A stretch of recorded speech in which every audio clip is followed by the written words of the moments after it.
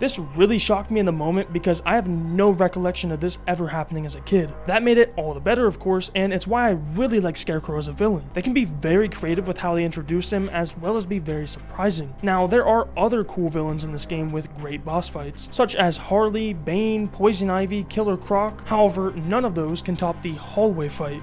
Fight back! Fight back! Sadly, all of this enjoyment is followed up by one of the most underwhelming final fights in all of the games. And I know it's the first game, but I can't go easy on it. I mean, they spend all this time hyping up the Joker as a villain, and then they turn him into a Hulk just to make you fight as minions while he does a 2017 YouTube intro. You legit fight him for probably 5% of the fight, and the way it ends is mind-boggling. Like, how does Batman have a hand? Nevertheless, this mid-ending didn't ruin my entire experience, although it did stain it a bit. For that reason alone, I'd have to put it at the bottom of A tier. Shut Arkham City down. It's out of control. Now, Arkham City is honestly a perfect sequel, and this is pretty much my first time playing the game all the way through, because my 10-year-old self did not have the attention span to play the full game, which was odd because I remember really enjoying it. The story felt way more grounded to me, and the only slightly negative things from it was that Hugo Strange didn't really fit well for me, as well as the many different plot lines that they split off from throughout the main story. It really made it feel like a maze. To be fair though, they do connect everything in the end, which I'll get to in a moment. The things that I enjoyed the most was that there was consequences to Joker's actions from the last game, seeing how his blood is now poisoned from the Titan Serum. Of course, in villain fashion, he puts that burden upon Batman and others by giving them blood transfusions. Surely that won't cause problems in the future.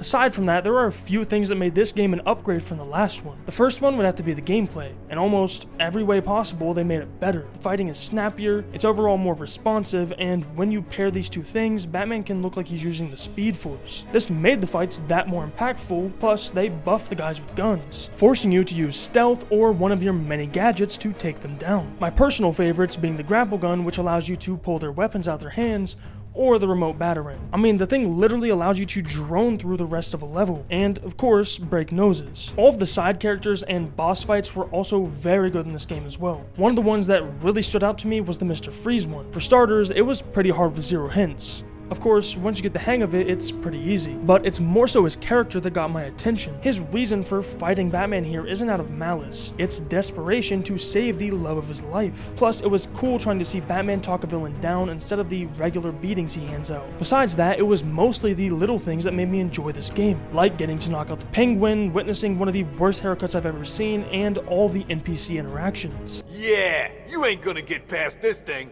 It's the best Wayne Tech can offer. How'd he do that? You said he couldn't get through! Of course, none of those could top the city of Arkham itself. An argument could be made that this is the best looking city out of them all. All of the buildings look extremely different, and they work very well at allowing you to quickly get from place to place by gliding, running, or grappling. Once you get closer to the ground though, you'll see all the time and effort that went into the city. It's honestly a work of art. Somehow it came out in 2011. This level of detail is hardly ever seen in AAA games nowadays, which is honestly pretty sad when you think about it. But it's also a very impressive achievement for the team that crafted Arkham City. Although another impressive thing this team crafted was the ending. No! Are you happy now? Do you want to know something funny? Even after everything you've done, I would have saved you. That actually is pretty funny. The death of the Joker was almost flawlessly written. It does very well at making you pity him, as well as add that comedic touch that the Joker always brings. On top of that, it makes Batman grapple with the fact that he let him die, something that will continue to haunt him for years to come. I also like the misdirection when he uses Clayface to act as his double. It was a twist that I should have seen coming, but honestly didn't expect until the reveal. This of course made the entire moment feel even more grand. I mean, they literally kill off Talia al Ghul, who seemed to be a love interest for Batman. It again went against my expectations. More importantly, it's also why I still believe they should have focused on this plotline way more. Personally, I struggled finding any interest in Hugo Strange's plan. Furthermore, I think he would have fit more as a supporting villain than a main one. For those reasons, as well as my other concerns with this game, I'd happily rest this at the top of A tier. However, if the story would have been a bit more refined, I think it could have made it into S tier, something this next game almost has no chance of doing. Batman Arkham City Lockdown. Now available on iPhone, iPad, and iPod Touch. Batman Arkham City Lockdown. I'm going to be completely honest, mobile games aren't really my thing, and this is kind of a perfect example as to why. This is truly only a game die-hard fans could love. Now, to give credit where credit is due, I think the visual quality is fairly good. Although, visual quality can only get you so far, and it's immediately clear that there's little to no substance in the story and gameplay. I mean, to progress through the levels, you have to fight each person one at a time. Plus, the touchscreen controls look very wonky. The story, on the other hand, well, it doesn't really exist. There are only a couple major cutscenes, and Batman only talks like 2 times. Still, the only layer of depth to the story is that Batman has to stop bad guys from doing bad things. Not to mention, this game has become part of lost gaming media, as I'm pretty sure the only way to play it is by having it still installed on an old iPhone. Sadly, I wasn't able to, but luckily a few people recorded them playing it and posted it on YouTube. Now, based off of everything I've said, you might think I'm going to put this game in F tier, but I don't think it deserves that, because at least they didn't try to take away from the great work that has been done with the other games. Instead, they gave fans of the franchise a little something to play on the go. For that reason, I'll be putting it at the bottom of D tier.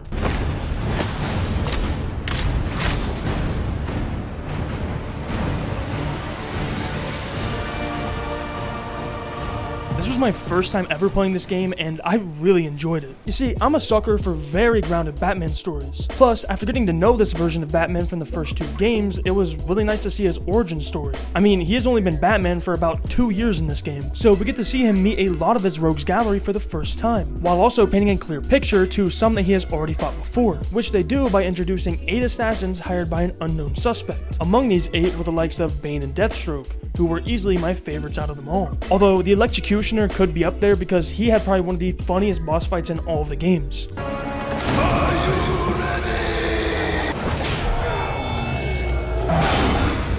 They say the motherfucker was dead. Narratively, I really liked how you get that feeling that everyone is afraid of the Bat. No one knows if he's human or not, and he shows up when you least expect it. Even better, that fear is shown in a different way, with Alfred fearing for Bruce's safety and mental state, as it's very clear that Bruce is using his anger and need for revenge to take down all of these bad guys, which is why we eventually see him get to a boiling point and snap at Alfred. While you are here every night, I am out there. The only thing between the innocent and the predator. No, not maybe. I am. When the mugger or the thief stops to think twice, that is fear. That is what I am. The only thing that brings him back from that rage is when Alfred is nearly killed by Bane, which felt pointless in the moment but still served a true purpose to the overall story, teaching Bruce a very valuable lesson about rage and vengeance. Just like the last game, this one has some very good quality of life changes, such as being able to stop yourself from grappling onto something, flying around almost endlessly by using momentum, and also the crime scene rewind effect. All 3 of these things really added to my enjoyment while playing the game. Now, I still stand by what I said earlier about Arkham City looking the best, because while Arkham Origins looks and runs smooth, there isn't really any details that make the city look lived in. Of course, this is mostly due to the scale of the city itself, seeing how they had to make the buildings bigger and more spaced apart so that you can actually glide around them all. Personally, I think this sacrifice in detail was worth it, because man did it feel good to glide around like that. Mechanically though, this game didn't change a whole lot, and that's not really a bad thing. The fighting is still very snappy and responsive, while adding even more options for gadgets, like with the smoke bombs and shock gloves. Although one of the oddest changes they made was switching the voice actors for both Batman and the Joker. Luckily, they didn't feel too off, and it really went unnoticed to me until the big Joker reveal.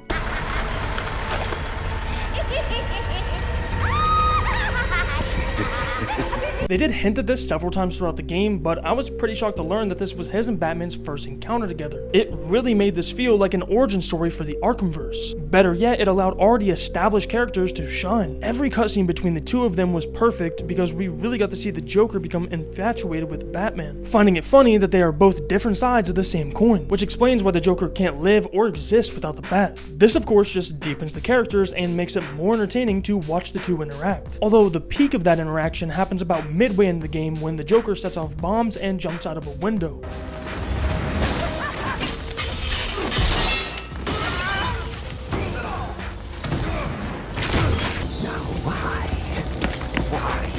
Why would you do that? I'm the one who's trying to kill you. This paints a full picture of who Batman is to the Joker, because he knows that he won't kill anybody or let them be killed. Now, Joker thinks this is funny at first, but it really becomes the driving force for him trying his hardest to break the bat. As we all know from the games, he really tried his best. However, sticking to this game, I'd say that this is easily the most grounded and interesting story by far. Plus, the gameplay is pretty solid, only improving upon past mechanics. Graphically, it isn't as impressive as Arkham City. Nevertheless, it still looks very high quality. And most importantly, I really enjoyed every second of it. So for me, this game is going to have to take a seat at the bottom of S tier. I fully believe this is the most underrated game of them all.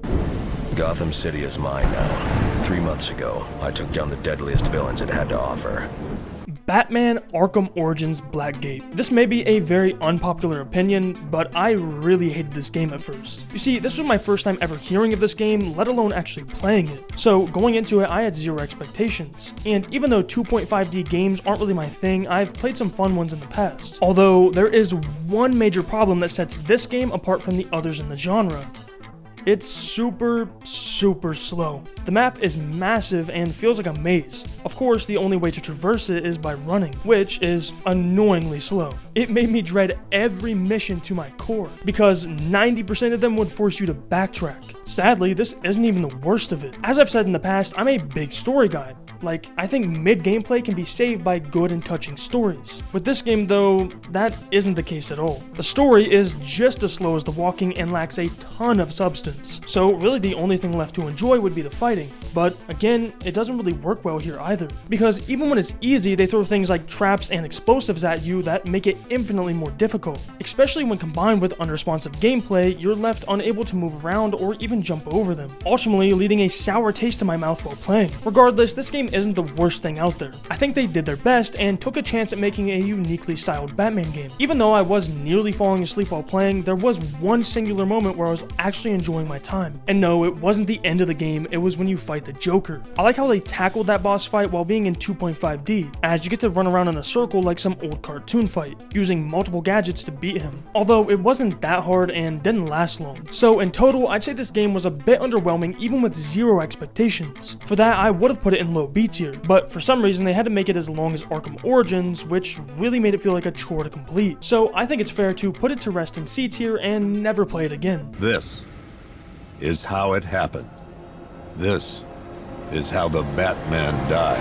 While pretty much all of the games have good intros, this one really stood out to me. Right away we get to see the Joker's cremation, which was supposed to feel like the final send-off for the character. However, the smile on his face says otherwise. Mostly, it was just cool to open with the ramifications of the last game. As I may have mentioned several times already, it's really what makes these stories so good. Nothing is forgotten. Instead, most things are quickly followed up with consequences. Something we see immediately after this when we then jump to playing as a cop in first person. Everything is fairly chill, until it isn't. You see, this is my second time playing, so I know this is all caused by fear toxin. Therefore, I refrained from shooting at people. My first time, on the other hand, was quite the opposite. What's crazy is that this isn't some one-note intro. If you try and talk to the officer as Batman later, you will get two different dialogues. This level of detail was setting this game up to be one of the greats. Of course, they didn't stop there. Instantaneously, they take Scarecrow from that dumb villain who got beaten in Arkham Asylum to what feels like Batman's biggest threat. I mean, in hours, he takes full control of Gotham. And can I say just how good Gotham looks? The dark and rainy atmosphere is just perfect. Plus, let's not forget that this game is nearly a decade old. Now, I don't know what those people were doing over at Rocksteady, but these other studios need to start taking notes, because how in the world does this game look better than games coming out today? What they've built with these games is just insane. Yet, Rocksteady wouldn't stop there. They would then go on to improve the combat and mobility by tenfold. The movement is extremely snappy and allows you to quickly move from target to target. Plus, you start off with pretty much every gadget, which are all useful in their own ways. Of course, my favorite ones being the voice manipulator, which was a cool way to distract bad guys during stealth missions. They also introduce environmental takedowns, and my god, are they brutal. Like, come on, how could you hate this? I mean, they even start the first combat area with one of the coldest Batman quotes. Stay here. I'll send someone to pick you up. What are you doing? Evening the odds. They also made the mobility much easier to control, allowing you to fly through the air faster and longer, something the triple boost ability really helps with. Although one of the more controversial movement options was the new Batmobile. Personally, I really like the option, and I think the tank mode is pretty cool. I've heard some people say the tank missions are a bit boring and overplayed. While I could agree they are just a copy and paste, I still had a lot of fun with them. The way you can dodge and then lock onto multiple targets was really good at speeding up those areas. Besides that, there were a bunch of new gameplay elements that kept the game feeling fresh the whole way through. The main one being fear multi-takedowns. Being able to take down 4 to 5 guys in one sweep not only made the stealth missions way more fun, but it also just fit for his character, really adding to that feeling of bad guys fearing him. They also introduced the ability to swap characters mid-fight in this game, which you can do manually or wait for a team takedown. Either way, it really made me want a 2-player Batman and Robin game in the Arkhamverse. Sadly, that will probably never happen, but a man can dream. Nevertheless, one of the last features that got even better in this game was the interactions between NPCs, with my favorite one being when you walk up behind a guard that can track you in detective mode. This doesn't make any sense. It says he's right behind me. Oh. Now, most of these Arkham games so far have had top-tier gameplay. However, not all of them have had the most engaging stories, something you can tell they went hard with in Arkham Knight. On top of getting the original cast back for this game, we also get some of the most raw and personal moments with each of the characters. In all of the other games, Batman was a bit quiet, which is on brand. Although in this game, I like how they make him feel more active in the story, continually giving his insights on things as well as being open to us as the player. We see him break down after seemingly losing Barbara, and fear for the safety of Robin so much that he literally locks him away. This is a side of him we really didn't see much in the other games, and I'm 100% here for it. Like I stated before, Scarecrow came off as one of his weakest villains in past games, but quickly rose to the top in this one. I mean, he literally shuts down all of Gotham City in under 24 hours, forcing the civilians to flee for their lives, which helped a major part of his main motive: killing the image of Batman. By becoming people's greatest fear, they will have no room for hope that Batman will come to save them. To fully complete this mission though, he has to unmask the Bat, replacing that fear that bad guys have of him with just an image of a man. Of course, when he inevitably does this, he learns why it doesn't matter. So Bruce Wayne, huh? If it's all the same to you, I'll stick to Batman. No.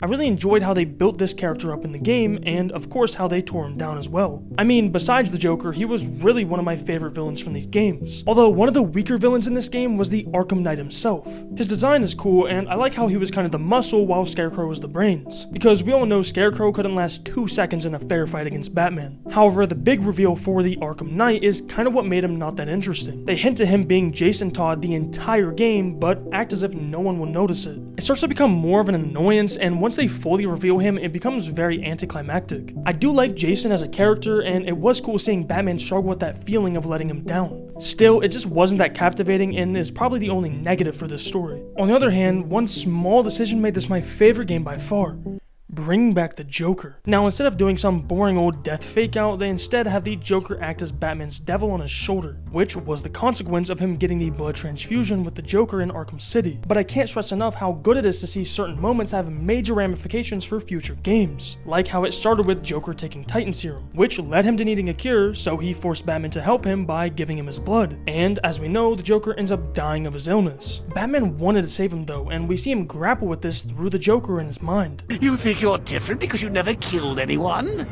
Newsflash! You killed me!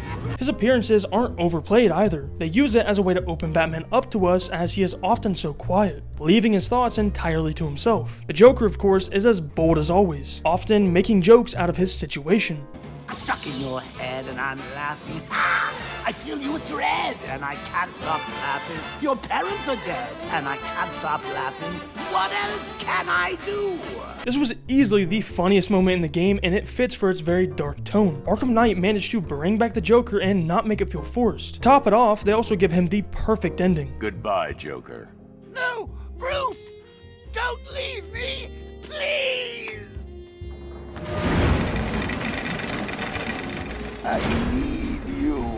This almost makes you feel a bit of pity for the Joker, while simultaneously lifting a massive weight off of Batman's shoulders, as he has finally beat his darkness. That's why it makes sense that the story has been leading to his end as the Bat. I mean, to many of us fans, this is the true end to the Arkhamverse. Sadly, Rocksteady didn't stick to this, which I'll get to in a bit, because something else this game did really well at was creating very good side missions. My favorite ones being Victor Zsasz and Azrael's. I like how you have to follow Victor's trail, as it really leans into that detective side of Batman. Plus, getting to play as Azrael and giving you a choice to kill Batman was just crazy. Of course, there were other really good side missions as well, but those ones really impressed me because they could have easily sold those as DLC missions. So seeing how I had the most fun with the gameplay and story in Arkham Knight, I'd be doing it a disservice by not putting it at the top of S tier.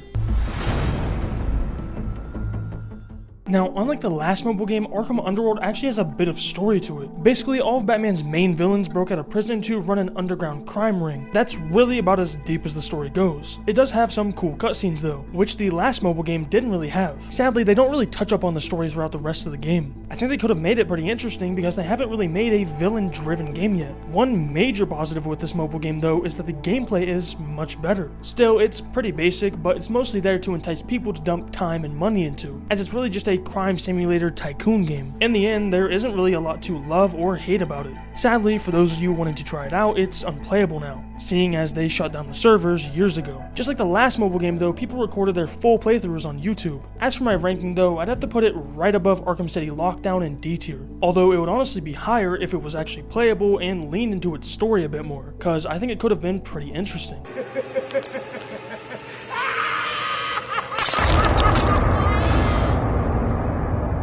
Now, this game takes place during the events of Arkham Knight. It's only about an hour long, so there isn't a lot gameplay-wise. On the other hand, it really shocked me story-wise. You start off by getting suited up in the Batcave in VR, which is as cool as it sounds. You are then tasked with finding Nightwing and Robin, who both mysteriously went missing. But in one of the most shocking twists that made me question if this game is canon or not, we see that Nightwing has been murdered. After analyzing the crime scene, it's clear that he was caught so off guard that he tried to run, something he normally wouldn't do. Sadly, he was captured and had his neck broken. With no sign of Robin though, you rush to find him so he doesn't suffer a similar fate. However, again, you are too late to save him. It's around this time that it becomes clear that yes, this is canon, but it's not real. It's a VR experience of what Batman was going through mentally from the Joker's blood. For only an hour of gameplay, it was a very cool experience and the graphics were very high quality. The gameplay on the other hand was very underwhelming because you really just stand in one spot and can only use a couple gadgets. Batman Arkham VR was about $20 on Steam, which isn't that bad of a price. Still, seeing how expensive a VR headset is and that the game is only 1 hour long, it should realistically be like $5 to $10. Nevertheless, I still really enjoyed my experience with it, so I'd have to put it all alone in B tier. But if it would have been a couple hours longer with more interesting gameplay, it could have earned a higher spot on my list, mostly because I really enjoyed stepping into his mind as he was being infected by the Joker.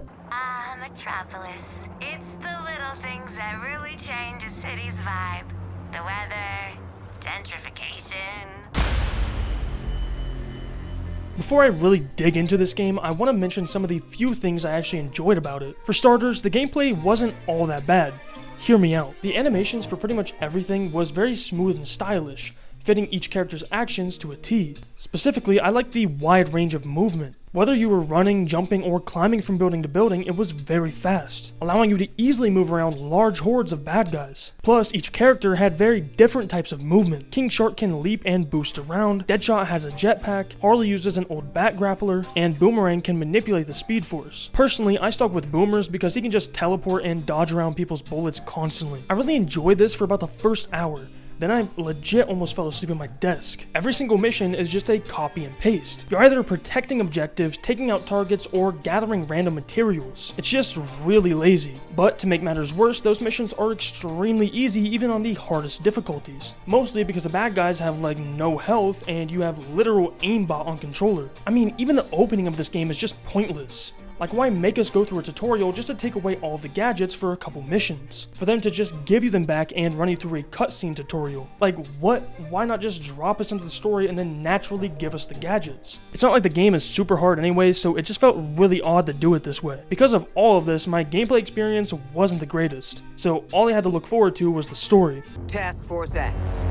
Your new mission is to kill the Justice League. Now, this story is very basic. It's been played with in several comics, cartoons, and even some games. I think it's a fairly decent story if you take it at face value. Like, it's not supposed to be this thought-provoking thing. It's just supposed to be some dumb fun with already loved Suicide Squad members. And if I'm being honest, they did a half-decent job of doing so. Of course, where they dropped the ball in the story is by saying it's part of the Arkham universe. I know they needed a way to get people on board, but this was not the way to do it. Using an already established character and universe was a horrible idea. I mean, even ignoring what they do to Batman, which I'll get to in a moment, they changed another major character from the Arkhamverse, Harley Quinn. Red, I'll make this up to you. We've been through worse together. Like knowing my ex. Harley Quinn. So you do remember me. That's weird, because you killed the only thing I ever loved. Like, I get this empowering era that we're in, but they basically turned Arkham's Harley into Margot Robbie's Harley. I mean, she was extremely loyal to the Joker, loving him so much that she eventually led his followers to attack the Bat. However, off-screen, she decided that she hates him and regrets that part of her life. Now, I never had an issue with this in either the Suicide Squad film or the Birds of Prey movie. Here, though, it's just a massive 180 for no reason. Like I said, the motive is very clear, especially after seeing what Joker looks like in this game. Put it in me. Nevertheless, one of the only cool things I liked from this story was getting to see Gizmo. The last time I've seen him in anything DC was Teen Titans. Sadly though, his character isn't used that often in the story, but it was cool nonetheless. Although, what wasn't cool was their treatment of the Bat. You had a good run, Brucey.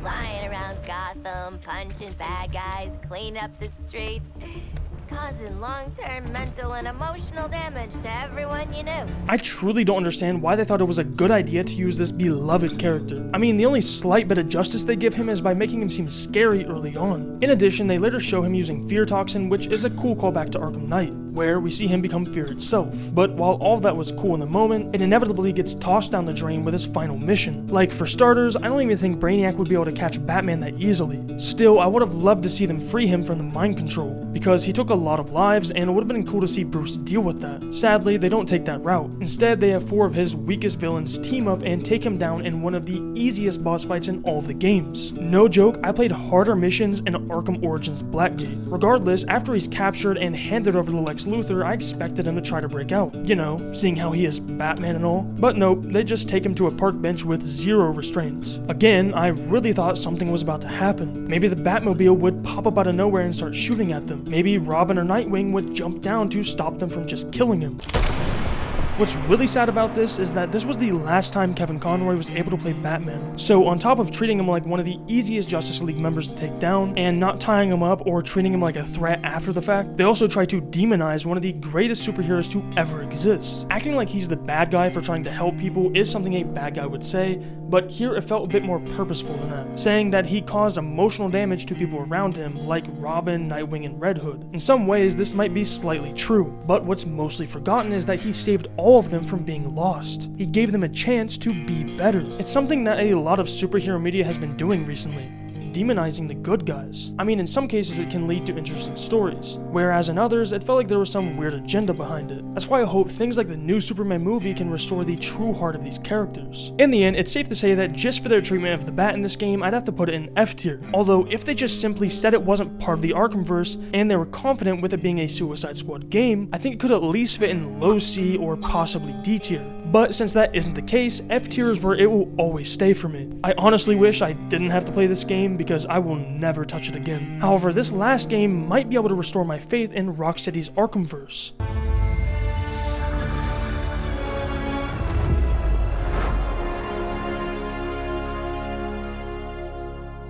Now, this is the most recent game to be dropped in the Arkhamverse, and regardless, seeing how it is a VR game, I wasn't really expecting much. But boy should I have. I mean, the main villain is one of the most underutilized ones, the Rat King. I think it was a perfect choice for this game because they wanted it to be both grounded and grand at the same time. Something that hit perfectly with the story, which I'll get to in a minute. Right now, I want to focus on another factor that made this game so good, the gameplay.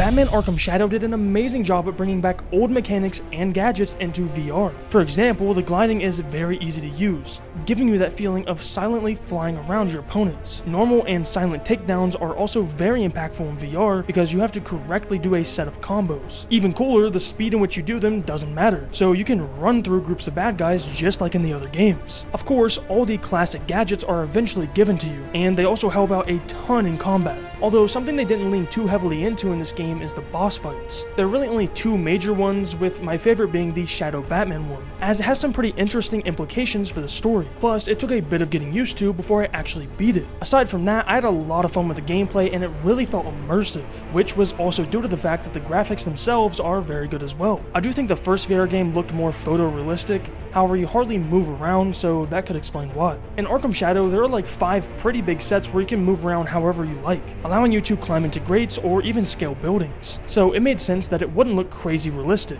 Nevertheless, I really enjoyed the art style. I don't know how it comes off in the footage, but in the game it looks like a more realistic Borderlands. Plus, the whole time I was playing, I never once ran into any visual bugs or anything. It was smooth sailing the entire time, which was pretty impressive. Although, what really impressed me the most was the story.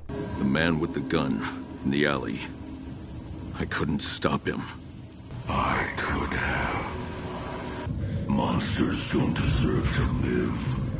Now, this game did something very unique with the story that I haven't seen them really do in any Batman media. They have Bruce go undercover as a criminal named Matches, using a prosthetic mask and everything to hide his identity. His goal is to find out who the Rat King is, and his only lead is that he is inside Blackgate prison. What really made this even cooler is that at night you are given the choice to break out of your cell and put the bat suit on, using the info you gained from the day to solve the mystery at night. It was ultimately a really good way of pacing the game, because you would get a lot of action playing as Batman for about an hour. Then you'd have to return to your cell as Matches. This is where you would spend your time talking to people, getting info to lead you towards the Rat King, who is of course set up to be this game's big bad, ultimately leading to my one and only big gripe.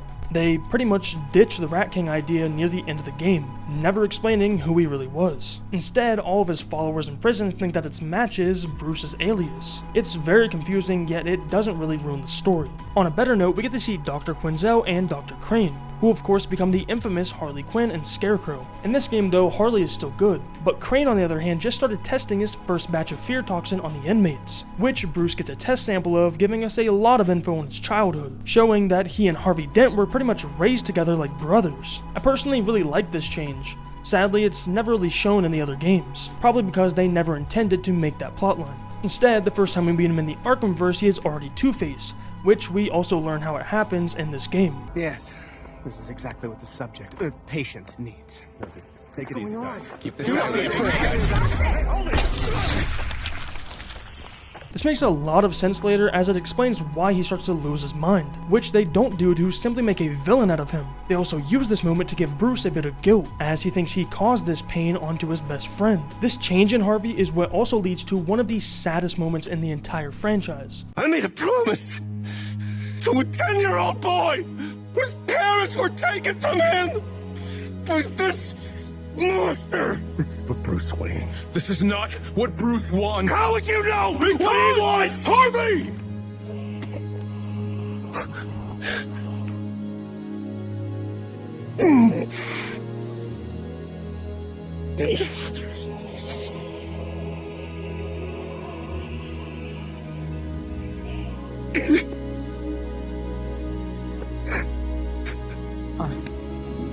I'm so sorry. Joe, just get the hell out of here. So sorry. Joe, now!